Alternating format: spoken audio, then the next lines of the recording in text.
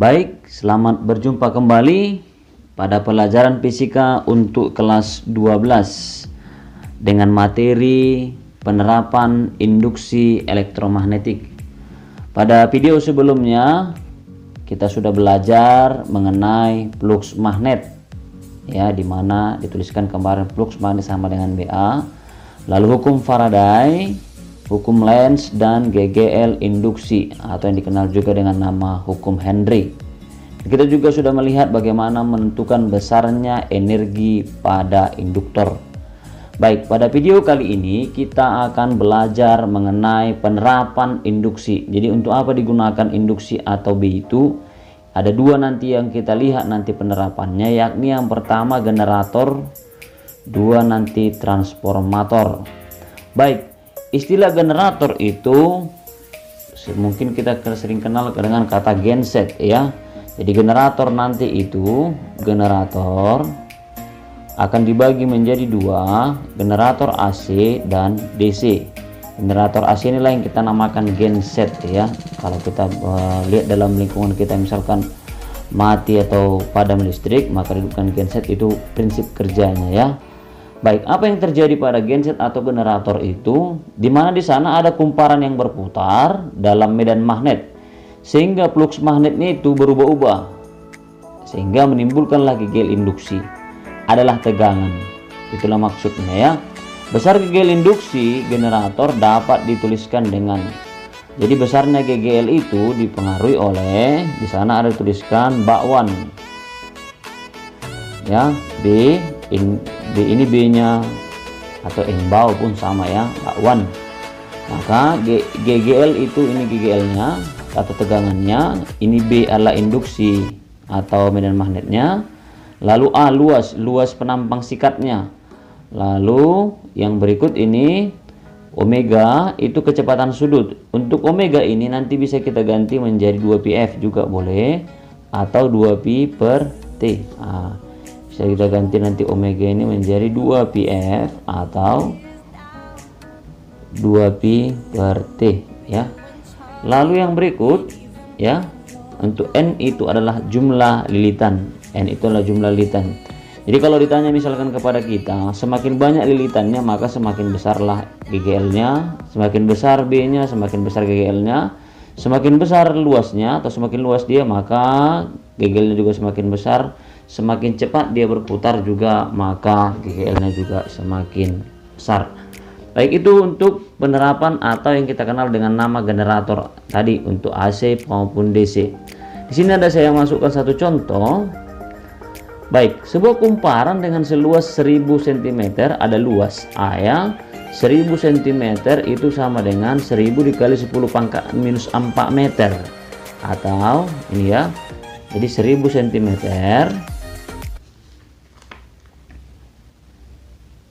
kuadrat itu sama dengan 1000 dikali 10 pangkat minus 4 meter kuadrat, ya.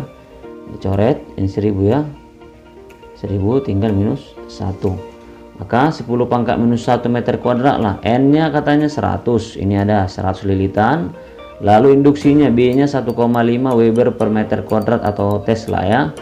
Lalu kemudian kumparan itu diputar dengan waktu yang diperlukanlah 1 kutub. Jadi di sana ada 1 kutub itu katanya sebesar 1/20 menit. Depeni 1 kutub, di dalam itu kan ada nanti sikatnya, dia berputar 1 kutub. Kalau begini, misalkan ini kutubnya, dia hanya seperti ini. Artinya tukar tempat. Jadi misalkanlah ini, ya, ini sisi atas ini sisi atas ini tukar kemari. Jadi kalau satu putaran kan harus yang ini tetap kembali. Ini misalkan ini saya buat titik di sini, ini 1 kutub, jadi masih setengah putaran. Jadi kalau seperti ini dia baru 1 putaran, kembali lagi titik ini ke tempat asalnya. Itu dia. Berarti untuk setengah putaran dapatlah 1/120 menit. Maka kalau kita hubungkan dengan hubungan antara T, kan kalau 1 putaran itu T periode, kalau setengah putaran kan T kecil kita buat kemarin, maka T sama dengan T kecil per N atau 1/20 menit. Berarti 1/20 menit dikali 2. Maka itu kan untuk mencari nilai daripada periode. 1/20 per setengah berarti 1/20 dikali 2 ya, karena per setengah, maka 1/60 coret ya. Baik, dari sini bisa dapat kita katakan 1/60 menit lah, maka berapa sekon itu dikali 60 lagi. Jadi supaya dapat dia ini kali 60 ya, 60 sekon, supaya kita mau rubah ke dalam sekon yang ini, dapatlah tinggallah 1 sekon. Baik, yang ditanyakan adalah itu masih nilai periodenya, itu nilai periodenya, dimana GGL-nya yang ditanya sama dengan bakwan atau BA omega N. B-nya tadi ini, A-nya tadi ini, omeganya 2pi per T. Nah, masuklah dia omega 2pi per T, lalu dikali 100, N-nya jumlah lilitan. Oke, kita gantilah 1,5, ini coret ya, tinggal 10 dikali 1,5, 15. Ini 2pi per T, T-nya tadi berapa? 1, berarti 15 dikali 2pi per 1 sama dengan 30 pi volt ya, 30 pi volt. Masih ada pi-nya, lalu satuannya adalah volt untuk tegangan atau besar GGL-nya. Aplikasi yang kedua namanya trapo ya. Trapo, kalau kita melihat lampu yang panjang, dia lampu neon namanya, di dalamnya itu ada trafo. Jadi dalam rangkaian listrik pun sekarang masih ada trafo. Ada beberapa sekarang sudah diseranakan dia dalam bentuk chip itu yang kita kenal dengan nama IC. Pada pengantar tadi ditunjukkan di sana ada gambar trafo. Baik, trafo itu terbagi menjadi 2 jenis, satu step up dan satu lagi step down, menaikkan tegangan dan memperkecil tegangan. Jadi kalau misalkan dia nanti kan ada trafo itu akan dibagi menjadi 2 bagian, satu trafo ada di sana, ini yang primer, lalu ini yang sekunder, ini yang in atau masuk di sini aja, lalu ini yang keluar out. Jadi kalau katanya dia step up, menaikkan tegangan, berarti VP-nya ini misalkan 10 volt, supaya naik misalkan berarti PP menjadi 50 volt. Inilah step up, menaikkan tegangan. Jadi kalau menurunkan tegangan dia step down, kebalikannya lah. Misalkan yang primer itu 20 volt, arti yang sekunder, soalnya ini sekunder ya, yang sekunder menjadi lebih kecil dari sinilah, boleh kita katakan 5 volt ya. Seperti yang kita pahami, tegangan listrik itu ada yang 110 dan ada yang 220. Nah, ini dia, dibutuhkanlah trafo di sana sebagai penurun dan penaik tegangan. Suatu alat yang digunakan untuk mengubah arus bolak-balik tanpa kehilangan daya yang cukup besar. Prinsip kerjanya, arus bolak-balik pada sisi primer, seperti saya katakan tadi ada 2 sisi. Ini sisi primer yang masuk, yang primer akan menyebabkan flux magnet bolak-balik pada inti magnetnya. Kemudian flux magnet bolak-balik ini akan menyebabkan timbulnya GGL induksi pada sisi sekundernya. Sehingga apabila sekundernya dipasang, sebuah alat listrik akan mengalirkan arus sebesar IS. Nah, dengarkan skemanya saja. Untuk yang masuk in, yang keluar out. Istilah masuk ini sebenarnya istilah ini dikenal dengan nama kata primer. Ada N primer, I primer, V primer. N itu jumlah lilitan primer, I itu adalah kuat arus primer, P itu adalah tegangan primer. Kalau yang out atau yang keluar kita akan namakan sekunder. Untuk jumlah lilitan sekunder, arus sekunder dan tegangan sekunder. Jadi harapannya trafo itu adalah trafo yang ideal. Ini ideal ya. Definisi ideal, dia punya efisiensi 100%. Jadi kalau masuk misalkan 10 volt, keluar 10 volt. Kalau masuk 8 volt, keluar 8 volt. Itulah harapannya. Tetapi tidak adalah benda atau alat yang ideal. Selalu dia punya efisiensi yang di bawah 100%.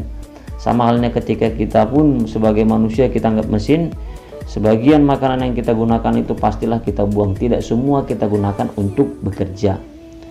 Sebuah trafo yang ideal, untuk menurunkan rumusnya kita ambil seandainya trafo itu adalah ideal ya, dimana 100% lah efisiensinya.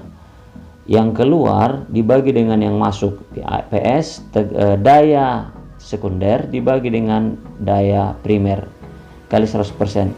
kita coretlah 100% nya, tinggallah PS sama dengan PP. Daya yang masuk ke primer sama dengan daya yang keluar sekunder.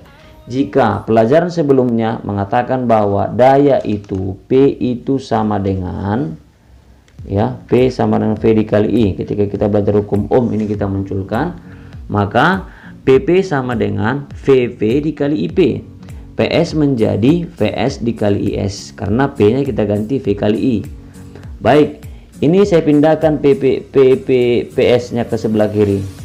Jadi PP per PS sama dengan IS per IP. Saya rasa bisa ya. Baik, bagaimana Pak dengan hubungan nilai daripada jumlah lilitannya nanti? Kalau PP per PS tadi dari sini ya sama dengan IS per IP, maka jumlah lilitan itu sama dengan daripada N-nya. Jadi kalau P di sini, ini pun P primer. Kalau di sini VS dikali IS. Jadi kalau di sini PS, maka di sini NS ya, begitu dia, sama hubungannya.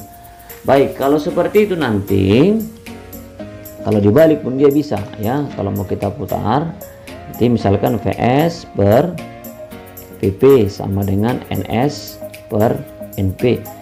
Oke, jadi IP ya. Hanya arus yang tidak sama dia ya.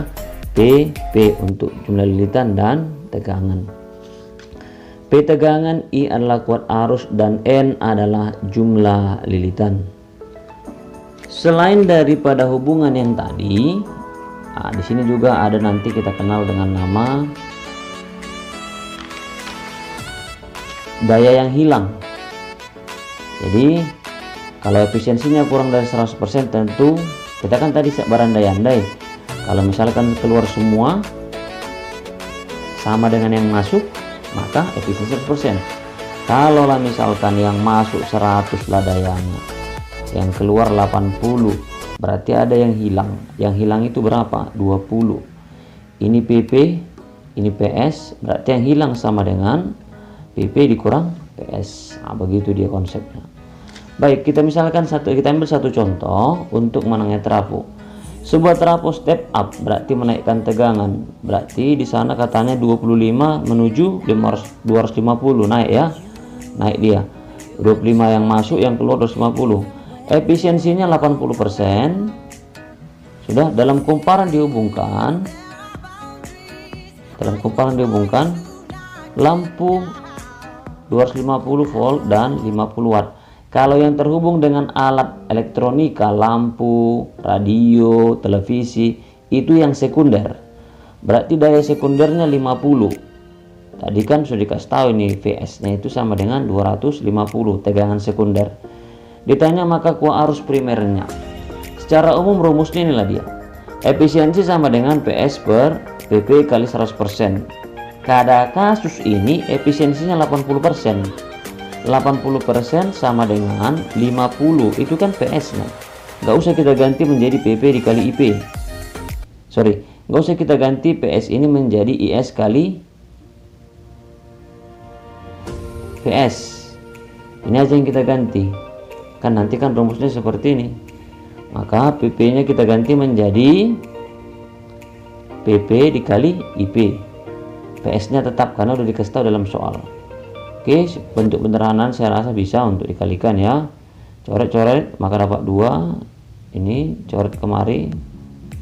Sebelumnya ini 100 dengan 80 dapat 4, di sini 5, 4 dengan 2 dapat tinggal 2 di sini. Di sini 5, 2 per 5. IP sama dengan ini pindah kemari 5 per 2, 5 per 2 itu sama dengan 2,5 ampere. Pada kasus ini efisiensinya 80%. Yang masuk ke alat elektronika itu sudah yang sekunder.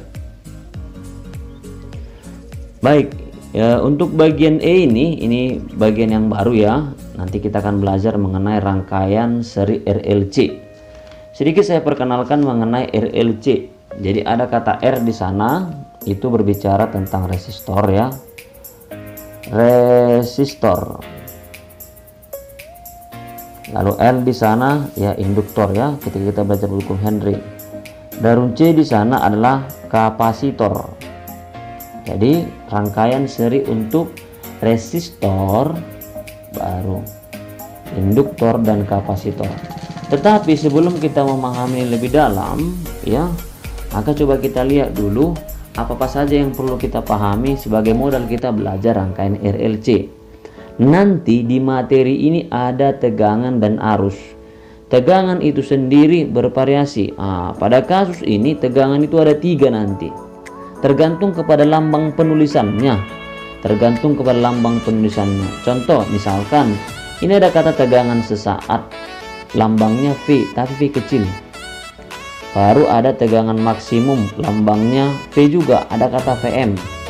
Jadi kalau ada nanti katanya tegangan efektif, lambangnya V besar.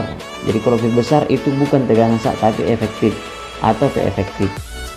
Berlaku juga untuk arus sesaat I kecil sama dengan ini yang kecil ya. Maksimum IM, lalu arus efektif I efektif atau I besar. Itu ada 3 nanti notasi yang kita gunakan untuk arus dan juga untuk tegangan. Lalu bagaimana hubungan ketiganya ini? Begitulah yang mau kita lihat. Hubungan yang pertama, bahwa nilai V maksimum sama dengan untuk tegangan ya, V efektif kali akar 2. Atau V efektif itu sama dengan V maksimum per akar 2. Lalu yang berikut, hubungan antara tegangan sesaat sama dengan V maksimum dikali sin omega T. Jadi V maksimum itu sama dengan V per sin omega T pun boleh, atau tegangan sesaat sama dengan V maksimum sin omega T, di mana omega T ini adalah sudut theta. Nah, saya tuliskan di sana ya. Omega itu adalah sudut, di mana omega theta itu sama dengan omega T. Omega kan kita ganti menjadi 2πf boleh, jadi 2πf T kecil, atau kita ganti omega itu menjadi 2pi per T boleh. Seandainya nanti untuk theta sama dengan 90 derajat, berarti sin 90 kan 1. Nah, saya tuliskan seperti ini. Maka V sesaat itu sama dengan V maksimum dikali sin 90 derajat. Sin 90 kan 1. Berarti V maksimum sama dengan V sesaat untuk sudut 90 derajat. Baik, bagaimana menganalisis dalam bentuk gambar? Oke, misalkan seperti ini. Omega itu adalah sudutnya.